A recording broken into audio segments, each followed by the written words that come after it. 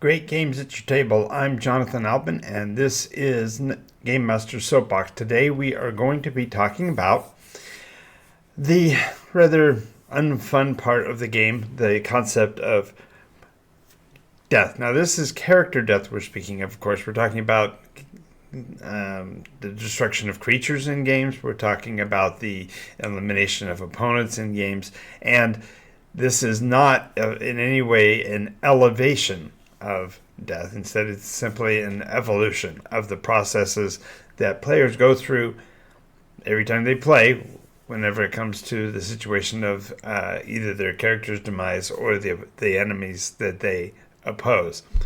So before we get started, make sure you go down below and hit all the buttons so that the algorithm knows that you're part of our audience, and let's get started.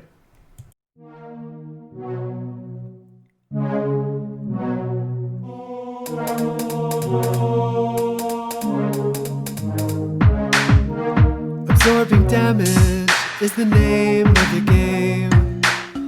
From the claws of monsters or the heat from a ball of flame, or strength in numbers is a roll of the dice. Alrighty, so when we're speaking of the evolution of combat, we're going from the 1970s, when I was only 11. Now, granted, therefore, that my perception is going to be somewhat individually, empirically skewed, because I'm going to be speaking of the way the games, how death in games has been perceived over time. So I'm only referring to the experience that I've had with it. But I wanted to start right where we begin, which is the very concept of combat. In role-playing games, the focus many times within the game mechanics is established by this very thing of defeating your opponent. And because it has to do with defeating your opponent, in many cases it simply is a matter of a points mechanism that presents itself as a ending moment of the game. In other words, once you've eliminated your opponent's hit point pool, they're dead. They are removed from the game. They are no longer a vital force. Now, of course, with a big star caveat, if you're talking about a game that includes things that are eternal, or the things that can spontaneously regenerate and move forward even after their demise, those are, of course, individually problematic issues and really not the scope of this conversation. So we're only speaking of things that when they reach their zero, they're eliminated.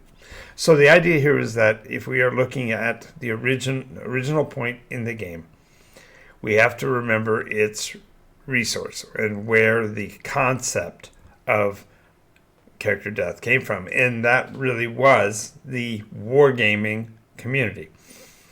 Forever, we have wanted to consider how we can determine when a war ends mechanically. How do you end a conflict? Well, you simply run the other person out of combatants.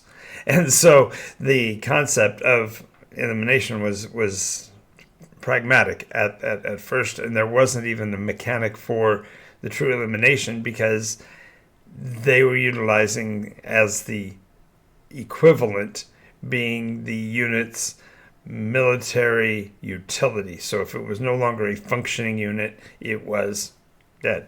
So with that being the case, therefore, even from the deepest place you go in terms of role-playing games, mechanically, that's simply what it is. When a little timer clock goes to zero, you're done. Game's over.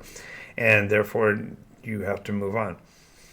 But we're going to be looking at this not only for the concept of combat, but we're also going to just talk about the elimination of units over time. And I have to tell you that when you were talking about somebody who is playing a war game, they are not looking at it from the standpoint of ending anything. It's simply the conclusion of that conflict, and therefore, you can start the game over and bring the pieces back out and realign everything and do it all again. So the concept of elimination is not as dire as it might seem. It's not simply like you the unit is dead and we're done. Instead, we have to look at it from that perspective of just ending the game. So, when I say from the very beginning, I am drawing specifically from the beginning of Dungeons & Dragons 1974-75, that relative point in time. And there's a lot of things that have to be considered at that point. At that point, there weren't yet any computer games. There weren't yet any. And, of course, there were no mechanisms for establishing such. The concepts weren't even there yet.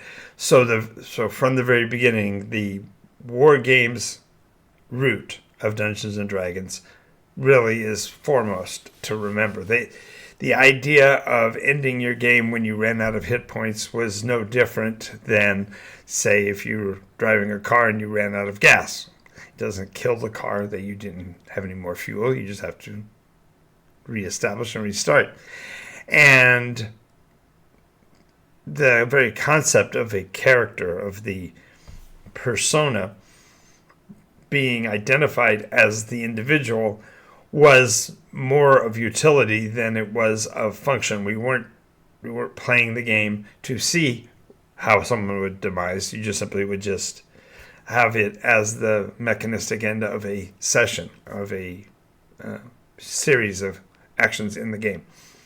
So, therefore, when you would roll up a character, when you would generate the numbers that would define the persona, it was not in any way identified as the individual. Instead, it was just fundamentally a playing piece that you would undertake to portray.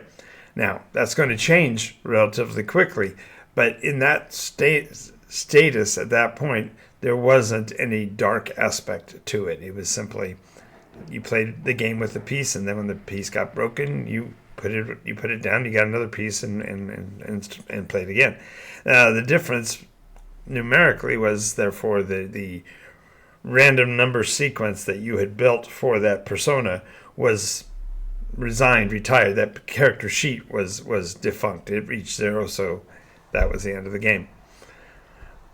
It was early enough too that players didn't think about the death. I've talked a couple of times about my buddy Dave, who brought his golf bag to the game. He had 5, 6, 7, 8, 9 characters already rolled up so that he knew that something was going to happen in the game and he was going to be not able to play with that character anymore. So he had another one and another one, half dozen or so characters, so that he always had something to play. Therefore, the very concept of persona's elimination was really nothing, and it wasn't even an issue at the origin. Well, along come the video games, and the concept of the video game, yes, it was in the 70s, early 70s, that games like Pong and the ColecoVision properties and like that came to be, and in that process, your player would become familiar with the idea of multiple lives, that you would play a video game, and if you reached a certain success in the game would ratchet up and then plunk a new numerical value for you that would allow you to watch your, quote, lives go up, or, and then every time, of course, you failed in an action within the game and you, quote, died, then it would just simply register a new element in that exact same spot, and you would just continue. It was rather avant-garde, therefore, when they started to talk about video games where your character was defined as you. Until then, it was simply a piece on the board, and you were just moving the piece on the board. And the rise of video games degraded the value of life, because you put in another quarter, pick up 3 more, and keep rolling. And the idea that the thing that died on the table, the elimination of a unit, was simply, okay, that ran out of points, pick a new one, let's go continue. And that false sense of death was not something anybody considered. It simply was a resetting of a game.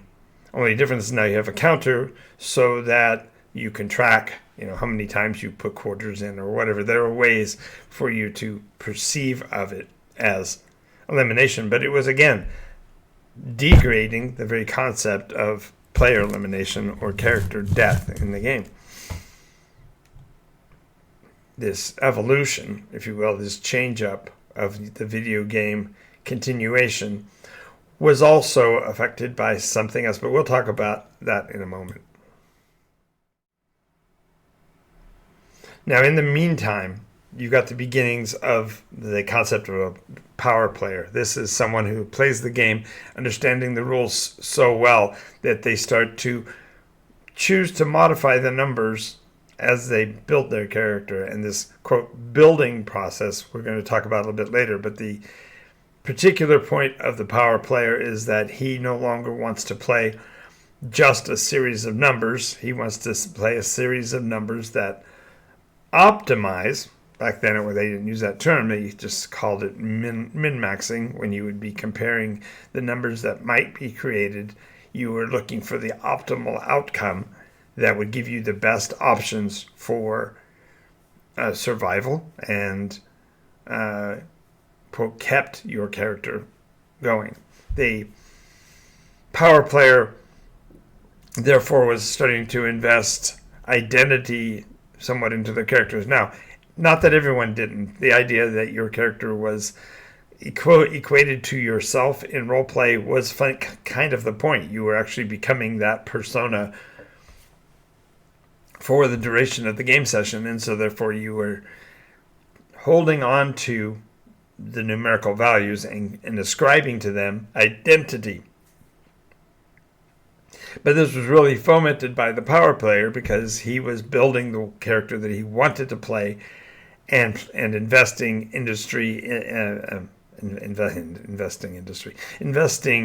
his identity into the persona.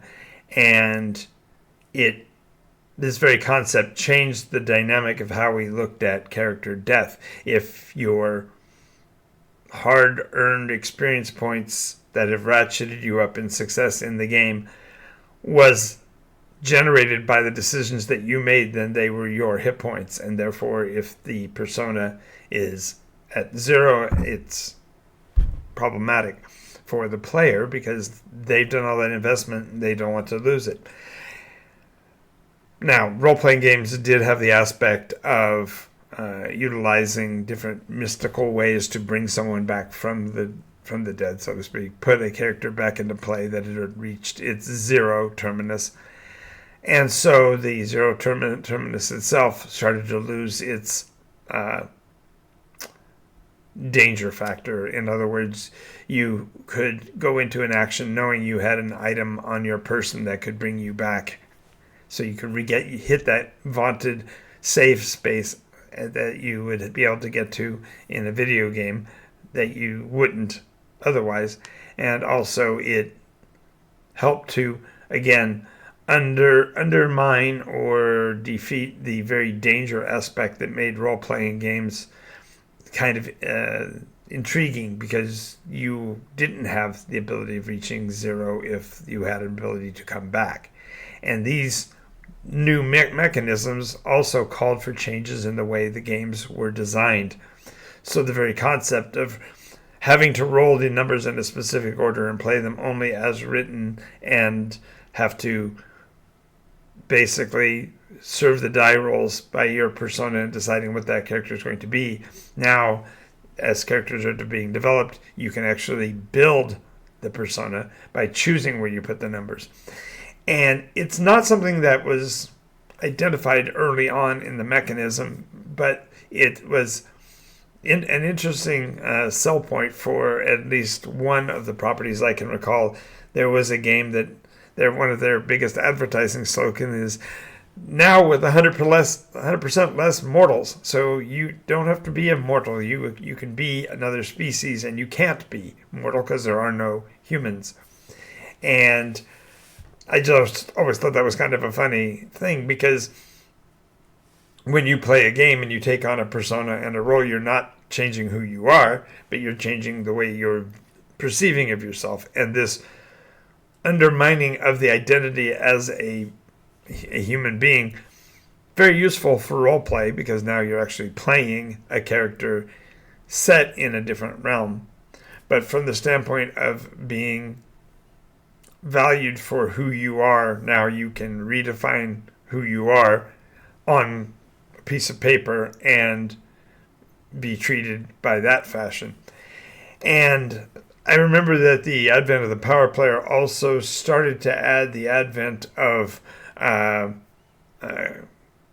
lack of a better term, cross-gender play. You were actually able to, if you were, I as a dude could now play a female character. Now, many game masters were uncomfortable with that, and I was one of them at the first, because the very concept of identity to me was separate from the pieces that you were playing in the game. And so why would the argument for it was compelling? Like, yeah, you could be someone other than who you are, but the challenge of it is that it's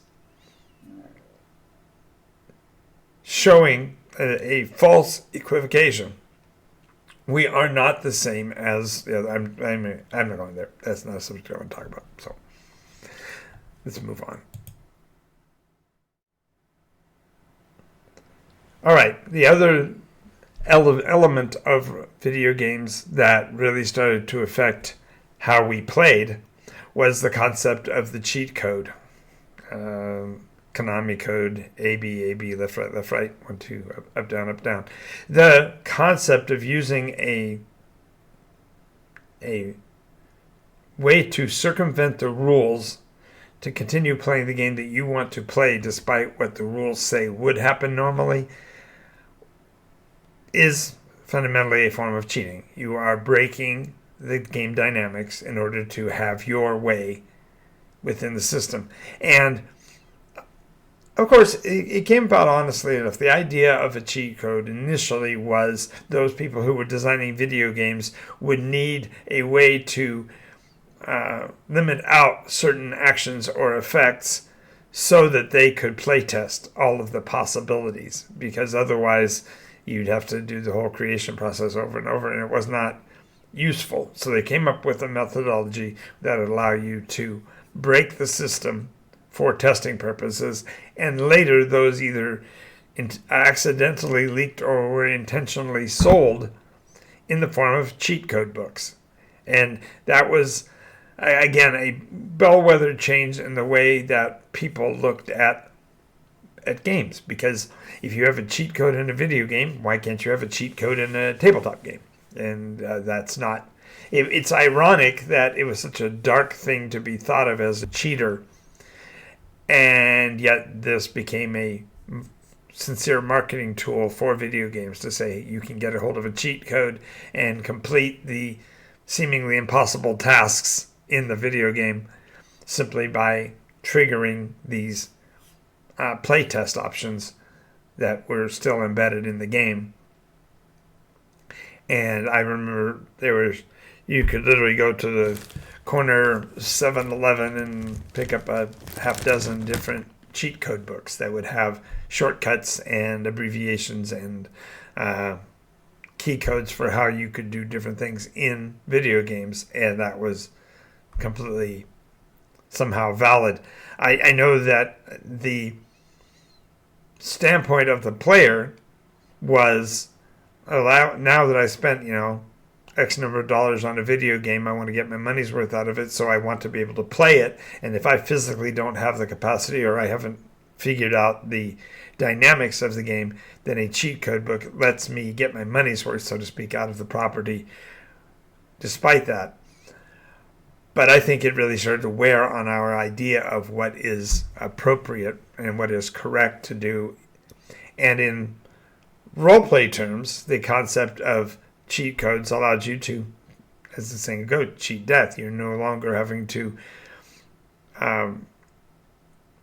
make it to the save spots to continue your game. You could actually literally, one of the earliest cheat mechanisms was that if you shut down a game while it was not functioning, then it would bring you back exactly where you were, even if that was a bad situation. But it wouldn't remember that you had any damage because that was a separate function, and so therefore you would always regenerate with all of your points. So I do remember my buddies playing a video game and all of a sudden reaching over and hitting the off button or pulling the plug on their machine and then rebooting it so that it would start them back at the same spot.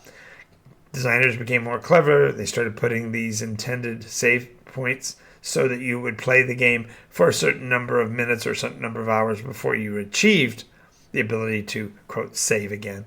And this helped to curtail that, but it also did set up this concept that death is not an ending. If you, I've got friends to this day that when they play a video game, they go to the save point, and then once they've saved there, they come back, reset to a slight period before that save line, and play through different options. And this is how they're able to play through the entirety and see all of the cut screens of a video game by, quote, dying at the right spot. And so, again, the concept of death is being downgraded again because now it's infinite loops. You don't have to, you don't have just 3 lives in Pac-Man. You can have an infinite number of them, or you can reset the mechanism and try alternate lives that you wouldn't have been able to otherwise. And this has, I believe, some lasting effects on the way we think of how we interact with the concept of persona death. And I think it creates a false sense of our own immortality. So this concept of the video games and the save button certainly became a one-to-one relationship. You played the character. If you ran into a challenge, you just simply hit the reset button or hit the save location and come back to that point again. And the very idea of a persona in video games starts to fall away. Yes, you can have a visual description of what you look like. You can be given different sounds that the video game would create, emulating the voice that you would have. So therefore, you're now playing alternate species, alternate gender, and all of that stemmed from being able to play a video game and starting again and do the game again with a different possible ending.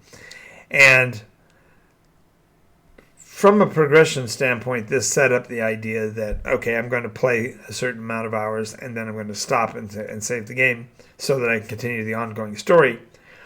But it was being mistreated, arguably abused by players, because instead they were saying, no, I want to see everything, so I want to try the thing that would get me doomed. And then you find, quote, hidden levels in video games, which were being built by designers who knew of these different cheat codes and stuff. And so it was self-propagating. The mechanism kept changing the way people thought about the end of game and where that really was, to the point where end of game, end of line was not the end of the story.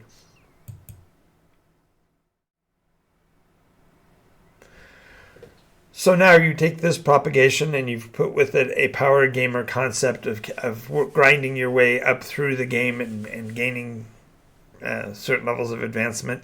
Now you've got players that are investing dozens, if not hundreds of hours into their persona in-game, playing week over week or even multiple times in a week, and continuing to progress their story within the framework, and therefore now they're gaining levels that are extremely high from the standpoint of if you're looking at a story from a level 1 who only has a certain finite number of hit points, and you look to somebody who is 17th or 19th level, that's somebody that's put a lot of effort into it, and therefore now they are really invested in that persona. And because of that, game masters are now almost put in a quandary because they can't ever put the danger level, set it high enough that the characters feel the threat any longer, because the loss of all of that investment, all of that, perceived hard work to get to where they've gotten to is too dangerous for them as players to allow. And so the veneration of the person's persona in character becomes problematic for storytellers and game masters to actually allow them to play at the danger level that they theoretically could. So now they can throw around, multi dozens of points damage to opponents, but from a morality standpoint, a game master's now hard pressed to actually put the players through their paces, so to speak, and actually have them experience that, because it is going to be a problem, because you're now talking about somebody who has wrapped their identity into their character.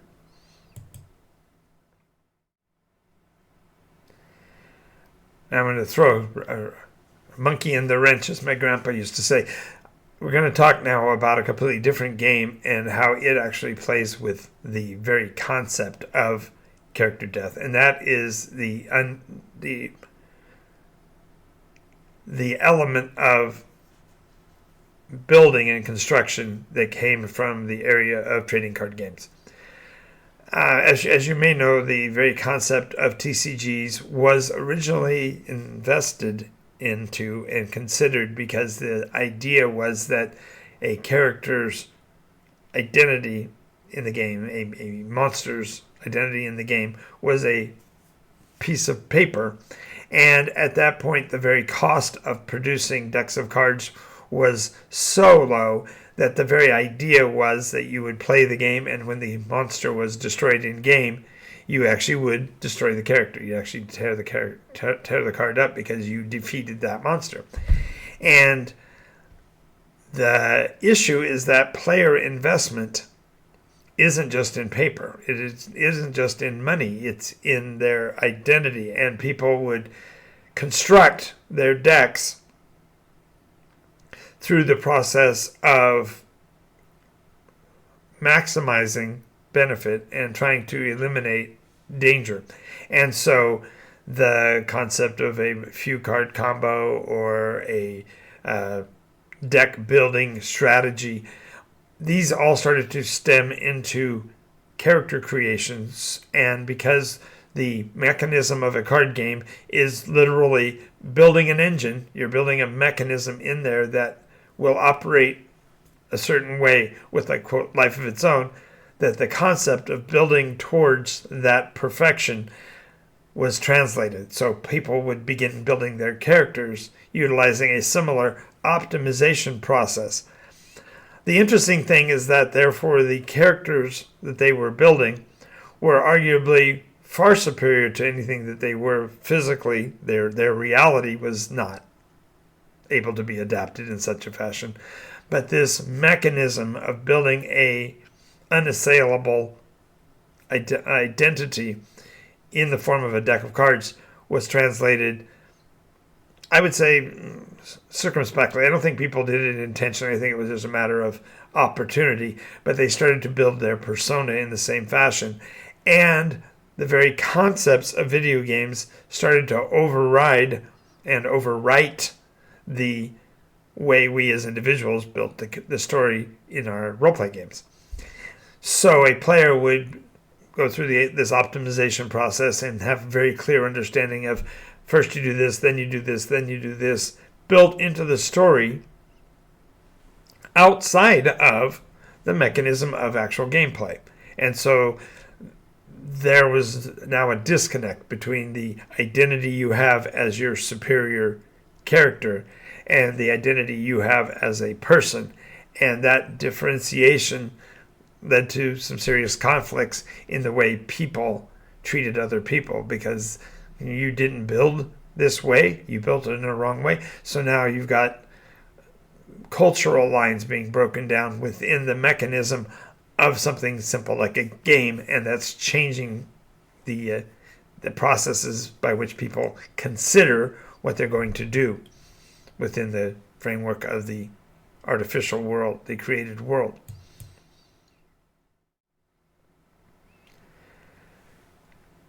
So let's go back and look at the beginning for just a second again, just for comparison. When we generated a character back in the old days, pull my teeth out, but when you are generating a character, you were rolling numbers and then using them to build a template under which you then played the persona moving forward. It wasn't that the numbers defined the persona, the numbers defined who the individual was, and then you as a player would step in and give any life to the persona that was there.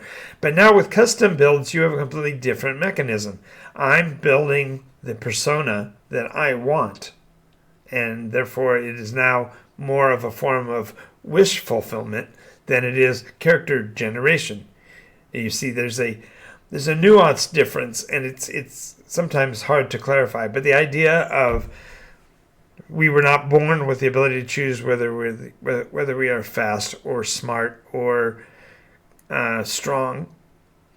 But when we generate a build, when we generate the character, therefore it's going to be random, just like the concept of birth, and therefore only by multiple iterations, re-rolling and re-rolling, could we get to a character that would be a particular type, style, taste, and flavor. And I'm going to also say something that's a little weird here that I'm just going to touch on for a second. That is the very concept of iteration, of bringing, creating a number and then discarding it to pick another number for a character. That random sequence of numbers that were generated, it was itself a created being, and yet we were throwing those away. So I'm not going to go any further than that concept, but just realize that the idea of a custom build is akin to the new processes they're trying to develop, where you can actually choose genetic markers and your progeny will have those attributes. And so we're getting closer to literally this process, and it's problematic only because there is therefore no methodology by which the quote random generation will be ever accepted. It will be always less than those that are built by optimization. And this custom build now lets players fundamentally, instead of playing a role-playing game, they actually build the persona that they want, and now they are fundamentally living a wish fulfillment life, where now it's just a matter of accomplishing the tasks and checking off the boxes of events so that your persona can reach the agenda, the goal of being that perfect being.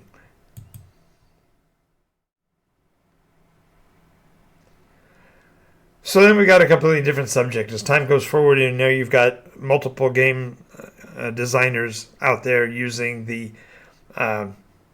at that point, the identified established rules of the D20 system, establishing Dungeons & Dragons' position as priority number one, to have that game mechanism, and then you can build whatever genre you want, but only within that framework creates a glut of new Dungeons & Dragons properties.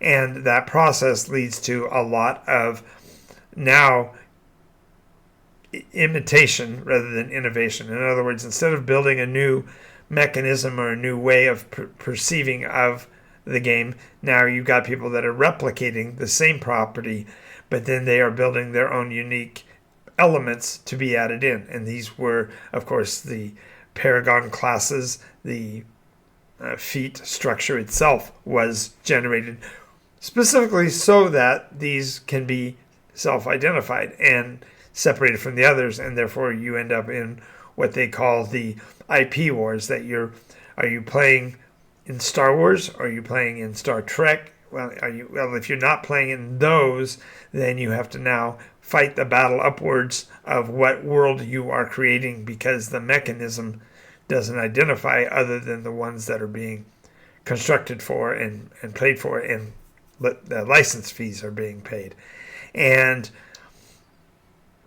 again, I'm not saying that this is done intentionally or that with spite in mind. Nonetheless, the pressures are being put on the storyteller to identify with intellectual properties that already exist, which by nature cuts down on creativity and increases the amount of imitation. And this leads, therefore, to now the concept that we are. How can I ignore you, Zaxus? Nice to see you.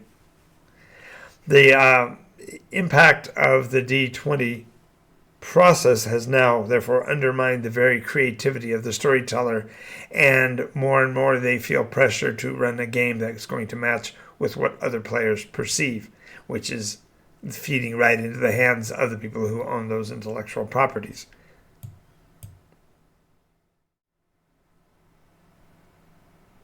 Oh, I do have my bell here. No, I won't ring a new bell because you're already part of our group. So yay! But it's so good to see you. I haven't seen you in 100 years. So now I'm going to bring up the last part of this, and that has to do with the COVID experiment, the COVID experience, I should say, kill game mortality. And the only reason why I mention this is that when we are put in a situation where the characters that we play are the only way we are interacting with other people, they are now inextricably linked to our personality and our being, and therefore playing in a game, it becomes fundamentally dangerous because game masters have been away from players and don't see them as individuals anymore. They see them as a piece to be put through their machine of their character. They've now begun optimizing, building the adventures, just as the players had done the optimization to make their characters more hardy and more viable. Same with the adventures. And so the threat of character demise becomes problematic because most players have played only a limited number of characters. They've advanced them all to these alternate, different levels of success. And therefore, with all of that, they are now no longer fearing the elimination, and because the elimination is literally unthinkable. And it's to the point where the most recent rule sets that are coming out for the big properties fundamentally are warning you not to include character death as a part of the engine. So therefore, a person can play the same character for all of their existence, constantly advancing, and never facing the very possibility of mortality. And I have to say that one of the things that I kind of overlooked in my long tail description of all of this, yeah, exactly. There was no threat. Once you've gotten into the situation where people equate their characters with their own lives, you really can't put them at risk. But I want to talk for a second about the very concept. Going way, way back, Dungeons and Dragons, when you built the character, you reached 0 hit points, you were done, meant that people would come with that preparation. They would have 3 or 4, like my buddy Dave, 3, 4, 5, 8 characters ready for that ultimate demise because they were willing to experiment beyond the framework to see what would happen. But they were doing so in what would today be considered a callous way. The doing battle with a species such as the orcs or goblins was simply, take your sword out and swing all day. You can kill them by the tens, hundreds, or tens of thousands, and it does not have an impact because they are not perceived as being like us. And therefore, it was destroying something that was inherently evil, but in the story by the game master's design, and was unreasoningly so, to the point where their demise was the only way to get rid of them, and therefore we got used to wiping out monsters like willy-nilly. But as time went by, I think there's been a bigger concept of identity. Yes, exactly. The idea is that now it's not just a story, it's now my story, and therefore I have to be able to survive.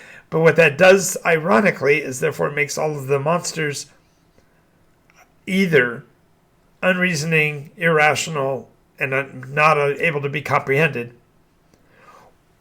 or they're just like us. I've actually watched dozens of conversations at conventions where somebody argues that, for example, when Anakin Skywalker goes and slaughters the Sand People, there's, in a D&D setting, going and torching a village and burning up a bunch of orcs because they happen to live in a localized place didn't mean anything. There was nothing behind it. The concept of the unnumbered foes was just simply a fact of the world, and no one challenged or questioned it. But when you start to ascribe identity, personality, agency on the other species, now even you have to worry about whether or not you're killing something. Because are you going to be the monster? And yes, I totally agree with you, Zax, that it definitely was propagated in the video games marketplace, because it was, as I said, you're playing Conan the Cimmerian, and he's on the side of the mountain wiping out swathes of, flavor of the month, or soup du jour, so to speak, and you could just rotate what it was that he was fighting, because it was not seen as having identity, as being valuable. Yeah, exactly. Now you start going into the actual history. Okay, now you're going to be Alexander the Great, and you are going to be wiping out the Picts, the Goths.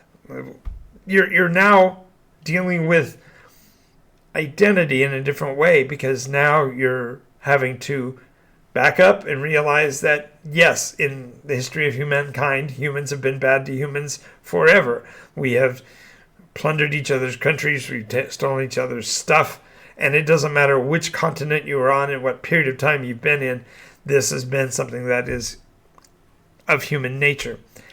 And when we get to the period of COVID, and now we can't kill each other, now, exactly. And now that we have to look at those properties, by nature, our own arguments collapse on themselves. Because if you are saying that an orc is a name culture here, no, I don't mind the dialogue. You are detailing my show, not derailing it, and that's perfectly fine. As a matter of fact, I ultimately want to create an environment where I can have a conversation with players and people who are in the hobby place, and I don't always get a chance to do so. I'm really glad that you hopped on, and I don't care whether this drives the show 3 hours long. I'll go back and cut out and cut paste the pieces to put together the actual episode for online. So yeah. So anyway, the big challenge, therefore, is now that we're in a place where we're talking about the larger scale of mortality of others, then it becomes really kind of strange that the very mechanism that gave us the unnumbered hordes that didn't have identity, that we could nuke by the thousands, is now changing its mechanism so that in the newest version of Dungeons and Dragons, orcs are a culture that are fundamentally removed from play, so to speak. You're picking up those playing pieces and saying, no, they're just like human beings and need to be ascribed in a different way because they have cultures and families and such. And so now, therefore, you're going to be hamstringing yourself, because arguably, I've even had this conversation with people about whether or not dragons can be killed. And I can tell you there are a bunch of fans of dragons that think that this is absolutely unconscionable, that you would... Well, they replaced them with gnolls for now, but in the world of Nikos, for example, I've been accused of doing unthinkable things because I just literally renamed all of the species that were in the Dungeons and Dragons books so that I could, ironically, provide the players with the option of playing in those places that were untenable before by redefining them. And that's fundamentally what's going on now, but it's being done in a much more overt way. And it brings up the question of whether or not that replication, that alternate reality, is what it would be. So, for example, the mention Zaxus made about them utilizing gnolls as being now the innumerable enemies. But that's only arguably because gnolls are beasts. They are from the animal world, but there is so much anthropomorphization going on in roleplay, including the world of Nikos with the second Genesis, that the sentient creatures who are animals are arguably only a half step away from their bestial neighbors. So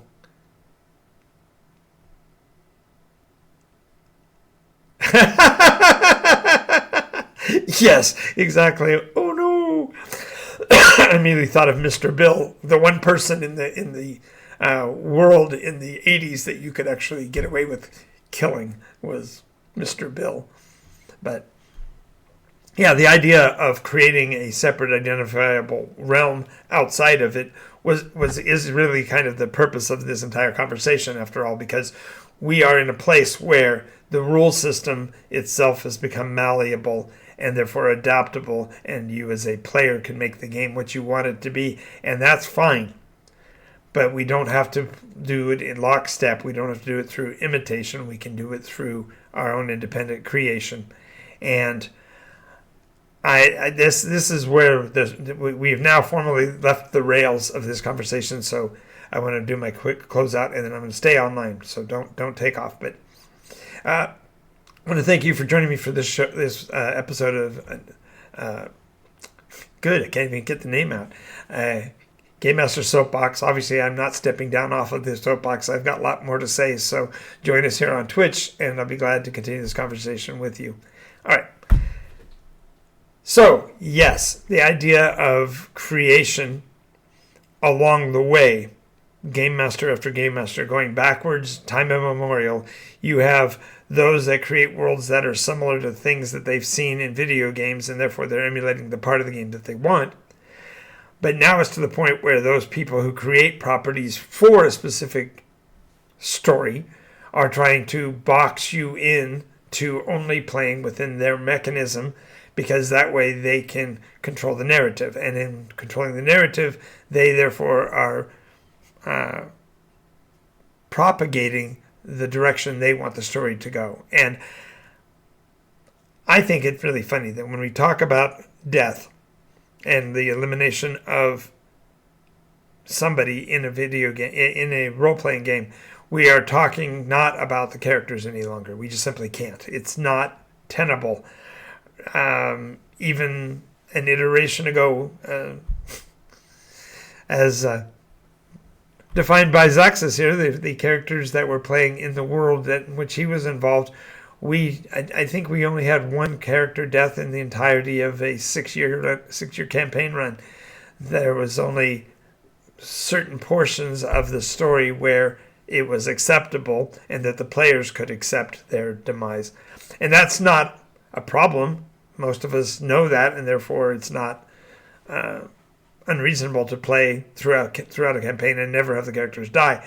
But it doesn't mean they don't have the threat of it, that the possibilities aren't there for their demise, and that they have to work around those methods and those mechanisms. And so when we therefore are building out the story, we have to recognize that that death should be possible. And now in the 9th iteration in the world of Nikos, I've had now several characters choose to demise themselves or allow themselves to be removed from the game only because they wanted to play a different character. And so therefore they did. We worked together to come up with the story mechanism so that the story would make sense even if they were no longer involved, because they had already handed off the torch. I know you didn't die because you were awesome. Exactly. Big damn heroes. Exactly. And your legacy continues. There's still the Ironhead Railroad, the Crackspell community libraries, and the Raven exports. So all three of the classic members of the Big Damn Heroes are still there. And arguably there are also story elements from the others that continue as well. But that's a story for a different video. But I guess the point is that even an episode has to die. I've been at it for almost an hour, not quite, and this is longer than I usually go. But before we do go, since I have you online, are there any questions you'd like to ask or any comments you would like to include? Because I'll include them in the actual video, the production version. I'll put in any comments that you would like as well. And I'd love to hear what you would give as if you as a game master, you as a player, how do you feel about the death of a character in game? Does it make sense for it to happen or for it to even be threatened? And I'll wait for your response.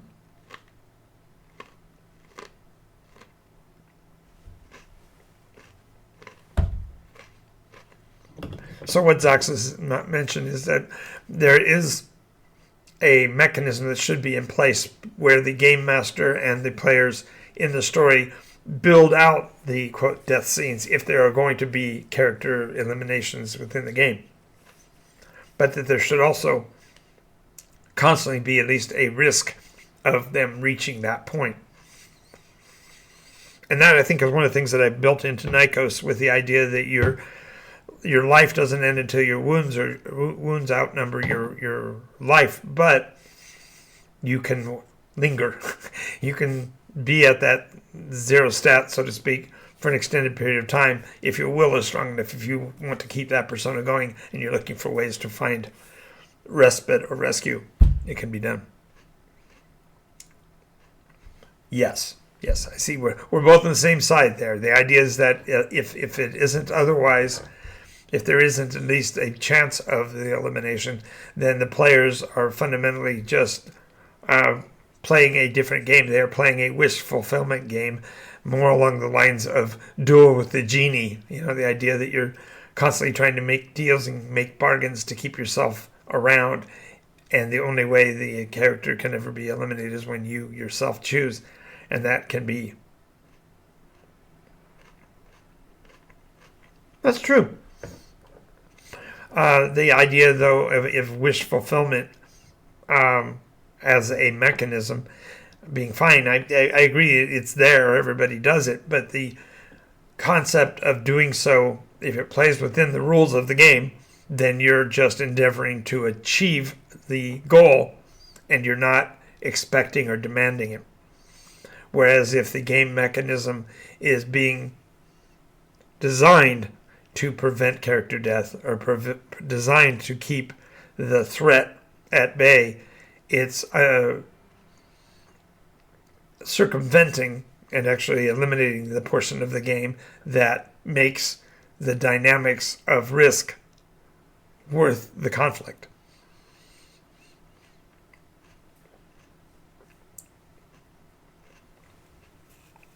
So how's it going, Zax? I haven't talked to you guys in a long time. You guys get moved up to the high country or wherever you were headed? Did that all go through?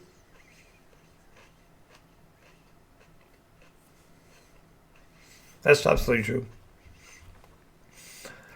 I've had a conversation recently with somebody, part of this audience, who actually feels that the position of game master is overrated and that they prefer to play in a mechanism that has no such role because they don't want to be put in a position of someone controlling or guiding what's going on in the game.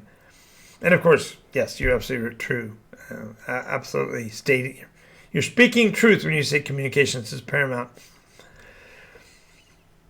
I do know that when we had the issue of our paladin choosing whether or not he was going to continue or not, even before we knew about the final move, he was already considering whether or not he wanted a gratuitous ending or if he wanted to just wander away.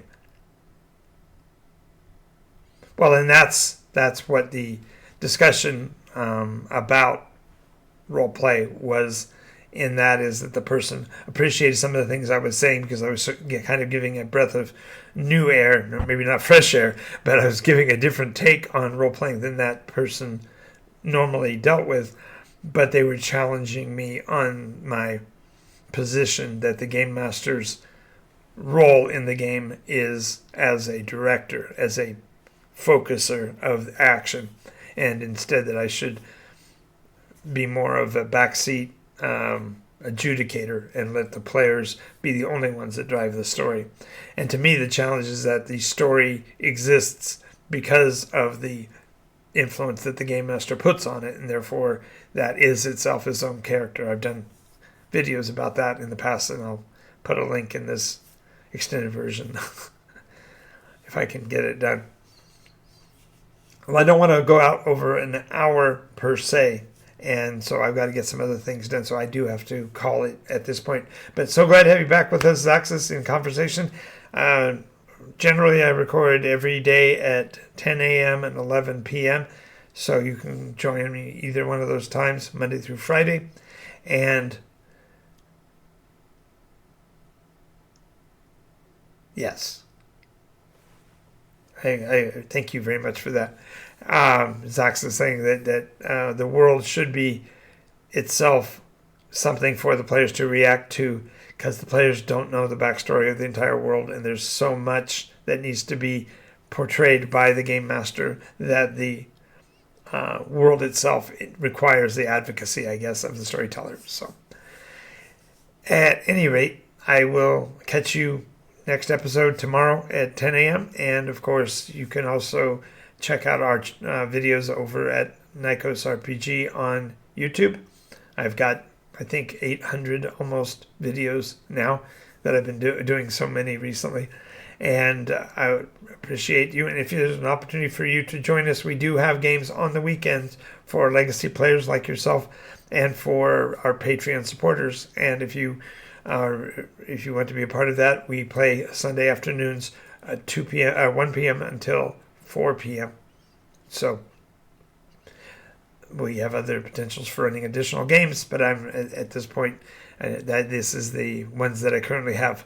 Monday, Tuesday at Board Game Paradise, 6 o'clock until 10. Then there's Role Play Roulette, where we literally spin a roulette wheel of genres, and whatever we spin up, I write an adventure for it in the same time that it takes for the players to build their characters. So that really lets us mix it up and play a bunch of different stories that wouldn't be found in other properties. And if you want, of course, the full version of Nikos with all of its supplement books, currently in pre-release form, are available at the website listed here on the page. So thank you again, and I will see you in the next episode. Nice talking to you.